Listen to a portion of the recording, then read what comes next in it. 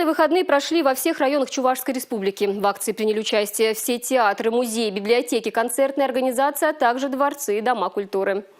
Весенние перезвоны прозвучали для жителей Чебоксар. Концерт подготовил государственный ансамбль песни и танца. Чем он запомнился зрителям, расскажет Милена Алексеева.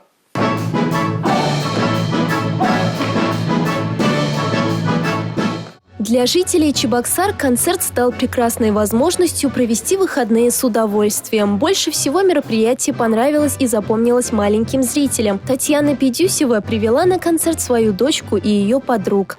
Спасибо за праздничное настроение, яркие моменты. Мы зарядились хорошим настроением на такие веселые, хорошие праздники. Девочки увлеченно смотрели за всем, что происходило на сцене. Они сами ходят в танцевальный кружок. Наблюдать за профессионалами – одно удовольствие, отметили они. Музыка понравилась, как вот эти платья очень красивые были. В программу вошли яркие номера разных жанров. Артисты ансамбля исполнили песни о весне и о любви.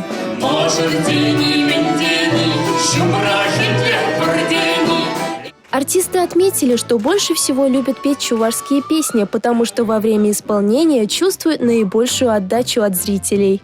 Чувашские народные песни передают наш национальный колорит.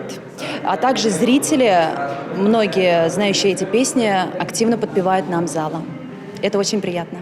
Зрители, конечно, нас всегда принимают тепло, поэтому для нас это очень ценно.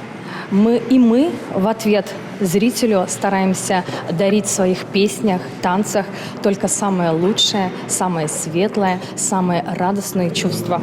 Концертом остались довольны и зрители, и артисты. Культурные выходные вдохновили их на плодотворную рабочую неделю. Милена Алексеева, Маргарита Мельникова, Игорь Зверев, Республика.